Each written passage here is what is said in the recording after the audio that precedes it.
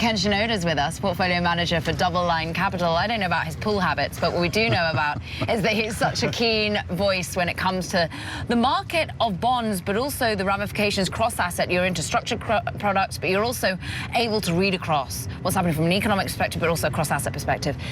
What are you seeing when you see the supply chain ramifications impacting your market right now? Yeah, when we look at supply chains, we think about inflation.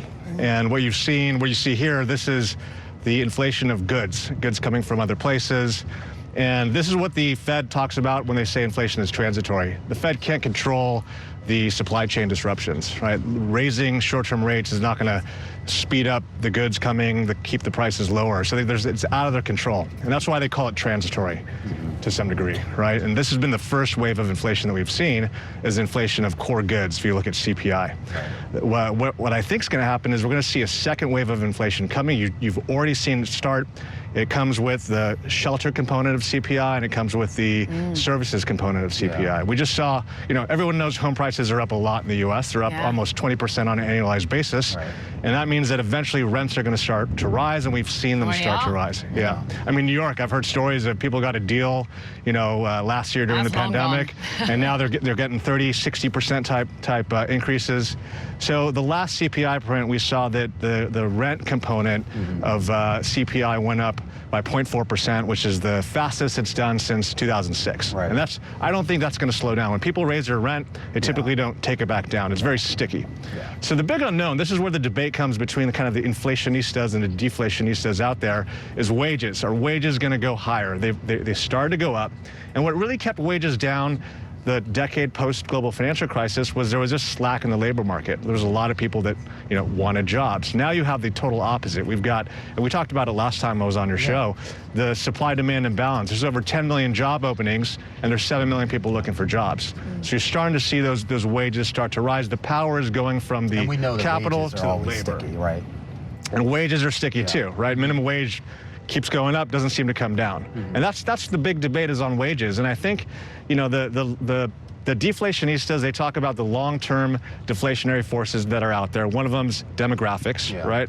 And that's basically, as in Japan, you look, they have less children, they're going to spend less in the future. Well, that's one argument, and that does happen in some instances. But look at now. Now you have less workers out there because certain pockets of the population are out, like greater than 55. We've got only a minute left in this segment, but how bad is inflation going to get? Because the Fed's own sort of data gathering institution doesn't think it's going to get much past 2%. I don't think we're going to see 1970s style hyperinflation, but it's just going to be higher than it was post-global financial crisis. And that means rates probably go higher, real yields probably go higher, and risk assets have been on fire because real yields are negative, and there is no alternative, right, Tina? I want to get your thoughts on energy and how that factors into it. Ken, I do want to go back to the inflation question, and specifically as it results to energy markets.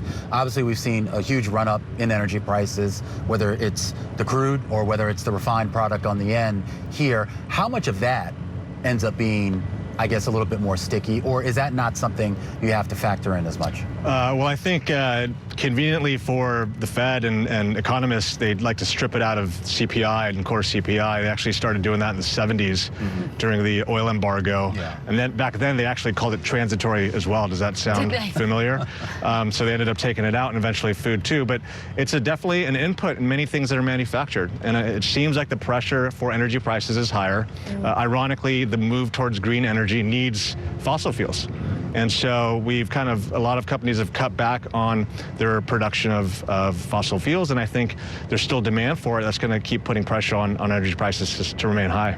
Ken, let's think through your portfolio management style, therefore, at this moment. I mean, Taylor was just pointing out how, the short end of the curve, the 2-year, from a sovereign debt perspective, yields have been pushing that much higher. It's interesting the spillover that has for cyclicals and for some of the smaller cap names when it comes to equities. But what are you seeing? Where are you seeing opportunities? And where are you seeing volatility, and how are you playing it? Yeah, I mean, we haven't seen much fall. We saw a little bit of vol when rates started to rise after the September Fed meeting. Equities took a pullback. Credit spreads barely widened, a little bit in high yield and EM. I think investors need to be patient right now. As the market starts getting more worried about inflation, as you're seeing today with 5-year break-evens hitting new highs, I think that's going to start making the market believe that both short-term and potentially long-term rates are going to continue to rise.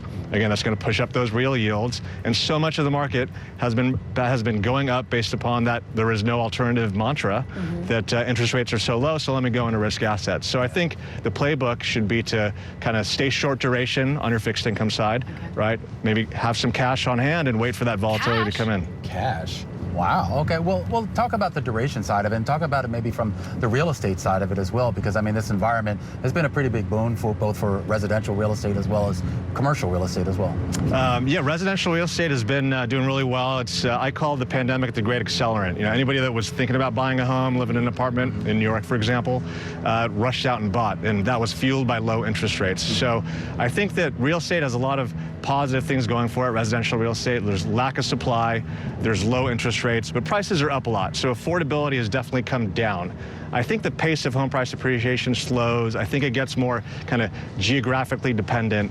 And the big kind of unknown for real estate would be if rates rise, what does that do to home prices? And again, I think affordability is still at a point, even if rates go higher, that it's still more affordable than it was in 2005, 2006.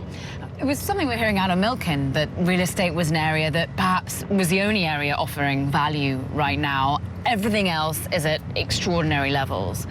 Where are you seeing, is there any value from your perspective into the products that you're looking to buy into? Relatively, is something, dare I say it, just not really expensive? Look, it's all about how to position for what's to come. And if you think that rates are going to rise and you want to be in shorter duration type assets, in the securitized space, these are things like mortgages and CLOs, which are floating rate, asset-backed securities. Those assets typically just have a shorter interest rate duration. So in a rising rate environment, they can do okay. I mean, one thing that investors really need to think about that are using a 60-40 portfolio is the 40 is the bench. Should they be using 60-40? Yeah, well, the 40 is the Barclays Ag or the Bloomberg, you guys bought it, right? The Bloomberg Barclays Ag. The interest rate risk of the Ag is close to the longest it's ever been. It's about almost 7 years long. If you go back to kind of the 90s and 2000s, the average duration of the Ag was probably more like 4.5. So when you 60-40'd in the 90s and 2000s, you didn't have as much interest rate risk. Today, you have a lot of interest rate risk. So, well, talk about a little, just real quickly about that relative risk, because I've heard this argument before about the relationship between what you're basically taking on if you stick with a 40 or even something similar to that. Well, it's all about what that 40 is. So if you kind of benchmark to the Ag and you're just owning a low cost bond fund that hugs that 7-year duration, I think that's risky in a rising rate environment. You can find other funds that run a shorter duration, or you can just be in kind of lower duration products, and it can still add some yield to the portfolio. It can still add some downside protection. Just make sure you don't have too much long duration products in your portfolio. And very briefly, you said you got some cash. How much would you have cash? I think having about 5 to 10% cash right now is probably not a bad thing. I think there's going to be buying opportunities to come, and I think volatility is on the horizon. You didn't ask him about crypto for some reason. Should you be? How much of your portfolio are you putting into Bitcoin, Ken? I have a Bitcoin or two. Just I had to join the party. We all do at this point, right? Yeah. Look, it's definitely working better than gold, right? And gold used to be the big inflation hedge, and it seems like that may be moving to crypto. So I think having a little bit in your portfolio probably doesn't sound like a bad idea. Ken Shinoda, really going cross-asset for us, portfolio manager for DoubleLine Capital. Really great to have some time with you in the flesh. Thank you for coming down to the Port of Long Beach.